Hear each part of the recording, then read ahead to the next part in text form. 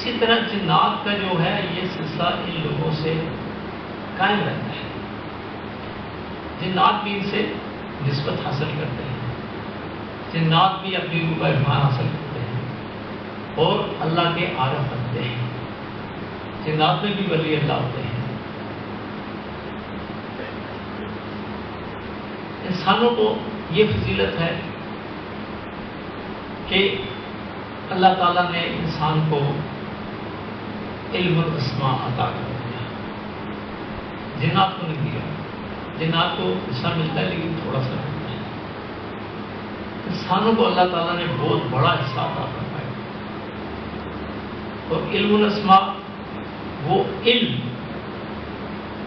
کہ جو کسی نوع کو نہیں عطا کیا گیا وہ اللہ تعالیٰ نے آدم کو عطا کیا. اور اس علم کی فضیلت یہ ہے کہ بندہ اللہ کا نائب اور خلیفہ بن سکتا ہے. علم الاسماء اللہ تعالیٰ کی صفات کا علم ہے. اب اللہ تعالیٰ کی صفات اتنی ہے کہ کوئی ان کو شمار نہیں کر سکتا. اللہ تعالیٰ فرماتے ہیں کہ سارے درخت قلم بن جائیں، یہ دریا اور سمندر روشنی بن جائے، تو آپ میری اگر باتیں لکھنا چاہو تو آپ یہ لکھتے جائیں گے، یہ چیزیں ختم ہو جائیں گی، میری باتیں میری صفات ختم نہیں ہو سکتی. اسی طرح جب اللہ تعالیٰ سے کوئی ہستی اٹیچ ہو جاتی ہیں،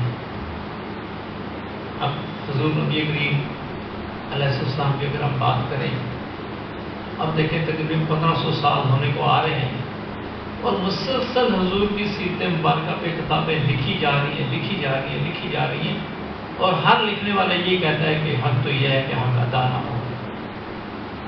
اسی طرح جو اولیاء کرام حضور سے اٹیچ ہو جاتے ہیں، حضور کی نسبت حاصل ہو جاتی ہے، حضور کی قربت ان لوگوں کو مل جاتی ہے، حضور نبی کریم صلی اللہ علیہ وسلم کے دربار اقدس میں ان کی حاضریاں ہوتی ہیں، حضور ان کو اپنے خصوصی علوم سے نوازتے ہیں، تو یہ لوگ بھی اللہ تعالیٰ کی برگزیدہ بندے جب بن جاتے ہیں تو ان کی صفات بھی لوگ اسی طرح بیان کرتے ہیں. اب دیکھیں کتنے برس ہو گئے حضور تاج الدین بابا رحمۃ اللہ علیہ کو، حضور قلندر بابا اولیاء کو اس دنیا سے رخصت ہوئے اور مسلسل ان کی باتیں ہر جگہ ہوتی رہتی ہیں. کتابوں میں کتابیں لکھی جا رہی ہیں، ان کی کرامات میں بات ہوتی ہے، ان کی تعلیمات پہ بات ہوتی ہے، ان کی سیرت مبارکہ میں بات ہوتی ہے، ان کی حالات زندگی میں بات ہوتی ہے، لیکن وہ باتیں جو ہے ختم ہی نہیں ہوتی. کیوں؟ کہ یہ لوگ اس لامحدود ہستی سے منسلک ہو جاتے ہیں. اللہ تعالیٰ لامحدود ہے، مخلوق جو ہے محدود ہے، لیکن جب اس لامحدود ہستی سے کوئی بندہ اپنا رشتہ، اپنا ناطہ قائم کر لیتا ہے تو اس کے اندر اللہ کی صفات حلول کر جاتی ہے اور ان صفات کا پھر مظاہرہ ہونا شروع ہو جاتا ہے. اب دیکھیں تاج الدین بابا نے مردہ بھی زندگی کی ہے، بے شمار بیمار لاکھوں کی تعداد میں ان کے پاس آتے تھے، شفا حاصل کرتے تھے اور آج تک شفا حاصل کرتے ہیں. ابھی بھی کوئی بندہ ایک خاص نقطہ ہو کہ جو خلوص نیت سے پوری توجہ، پوری کنسنٹریشن سے اگر تاج الدین بابا کو یاد کرتا ہے اس پہ اپنا ضرور نظر کرم فرماتے ہیں. بے شمار لوگوں کو خواب میں بھی ملتے ہیں، بعض لوگوں کو بیداری کے عالم میں ملتے ہیں، اور ان لوگوں کا پاس، کیونکہ ان لوگوں کے پاس تو اللہ تعالیٰ کے علوم کے خزانے ہیں، یہ تو ہر لٹانے کے لیے تیار ہوتے ہیں. اور جس بندے کو یہ سمجھتے کہ اس قابل ہے، جتنا بندہ قابل ہو اتنی اس کو نواز سکتے ہیں. یہ جو عرس منانے کا مقصد ہوتا ہے، ہم جو دن مناتے ہیں یہ اس لیے مناتے ہیں کہ لوگوں کے اندر ایک آگاہی پیدا ہو کہ روحانی علوم بھی کوئی علم ہے، علم نبوت بھی علم ہے، علم لدنی بھی علم ہے. تو لوگ اس طرف متوجہ ہوں ہم مادی علوم کو سب کچھ سمجھتے ہیں، لیکن یہ جو مادی علوم ہے یہ روحانی علوم کا ایک چھوٹا سا حصہ ہے۔ جہاں مادی علوم اینڈ ہوتے ہیں وہاں روحانی علوم کا سٹارٹ ہوتا ہے۔ سائنس روشنی کو سب کچھ سمجھتی ہے، یہ سب سے تیز رفتار روشنی ہے، لیکن روحانی سائنس کہتی ہے کہ یہ سب سے سست ترین کائنات کے اندر کوئی چیز ہے، کوئی شے ہے تو روشنی ہے۔ اس کی رفتار سے کئی ہزار گنا زیادہ رفتار نور کی ہے، اور نور سے کئی ہزار گنا زیادہ رفتار تجلی کی ہے۔ اب یہ بندے پہ ڈیپینڈ کرتا ہے کہ کن حواس میں کام کرتا ہے۔ اب بندہ کس ہستی سے اٹیچ ہے، اس کا روحانی مقام کیا ہے، اور وہ جو روحانی بندہ ہے وہ اپنے مقام کی پھر بات کرتا ہے۔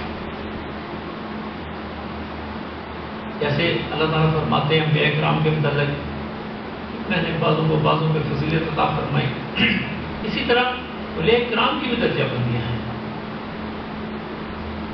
اور درجہ بندی علم کے حساب سے ہوتی ہے کہ کس ولی اللہ کو کتنا علم اللہ تعالیٰ کی طرف سے، حضور نبی صلی اللہ علیہ وسلم کی طرف سے یا ان کے پیر و مرشد کی طرف سے ملا، وہ ان کا ایک معیار بنتا ہے۔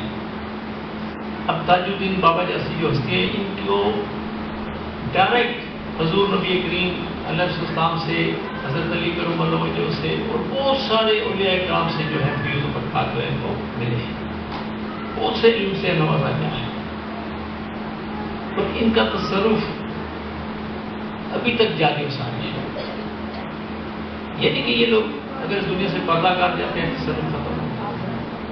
یہ لوگ ٹائم اینڈ اسپیس سے آزاد ہیں، ان کے لیے حیات و مات کوئی چیز کوئی معنی نہیں رکھتی۔ مجھے پیر و مرشد نے ایک دفعہ سمجھایا، فرمانے لگے کہ جب ان کے مرشد کریم حضور قلندر بابا اولیاء اس دنیا سے رخصت ہو گئے، فرمانے لگے میں اپنے حواس میں نہیں رہا، میرا ہر چیز سے دل اچاٹ ہو گئی، میں ہر وقت روتا رہتا تھا، مجھے دنیا کی کوئی چیز اچھی نہیں لگتی تھی۔ تو کہنے لگے میں جب بہت زیادہ دل تنگ ہوتا تھا، بہت زیادہ حضور کی یاد آتی تھی، تو میں حضور کے قبر مبارک پہ جا کے بیٹھ جاتا تھا۔ کہتے ایک دفعہ بیٹھا ہوا تھا، بہت طبیعت خراب تھی، بڑا اندر گداس پیدا ہو گیا، میں رو رہا تھا۔ کہتے ہیں اچانک میں نے دیکھے حضور قلندر بابا سامنے میرے تشریف فرمانے لگے، خواجہ صاحب کو خواجہ صاحب کہتے ہیں، نام نہیں کبھی لیا ہے نام، حالانکہ ہمارے مشتق خواجہ شمس الدین نظیمی صاحب جو ہیں وہ خواجہ نہیں، وہ پتہ نہیں ان کے ایک سٹائل تھا بات کرنے کو، اس سے ان کو خواجہ صاحب کہتے۔ فرمانے لگے خواجہ صاحب کیا بات ہے، کیوں پریشان، کیا ہوا؟ کیا حضور آپ ہمیں چھوڑ کے چلے گئے؟ اب میں تو اس دنیا میں نہیں رہنا چاہتا، میرا تو دل ہی نہیں لگتا آپ کے بغیر، میں تو ہر وقت آپ کے ساتھ اٹیچ رہتا تھا، چپکا رہتا تھا، دن رات آپ کی سیوا کرتا تھا، آپ کی خدمت کرتا تھا، آپ کو دیکھتا رہتا تھا، آپ کی روشنی سے مستفید ہوتا تھا۔ دربار کو کھانے کا تو کیا ہوا بھائی؟ کہتے حضور آپ تشریف لے گئے، کیا میں کہاں تشریف لے گا، میں تو تمہارے سامنے بیٹھا ہوں۔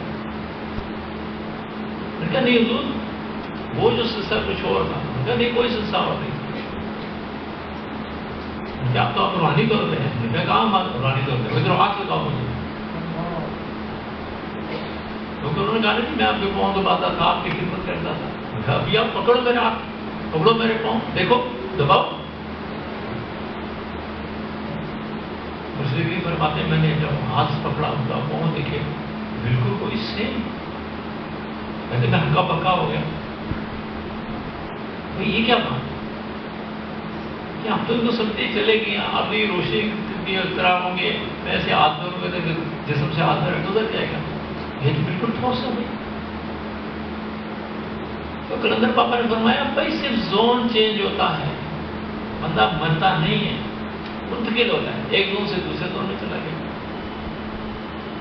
ہم لوگ ٹائم اسپیس سے آزاد ہیں، ہم تو جب چاہے یہاں آ سکتے ہیں، ہمارے لیے تو روک ٹوک نہیں ہے، ہمیں تو اللہ نے بہت نواز رکھا ہے، ہمیں تو اللہ تعالیٰ نے ساری کائنات ہمارے لیے مسخر کر دی ہے، ہم تو جب چاہے جہاں چاہے جس روپ میں آ سکتے ہیں۔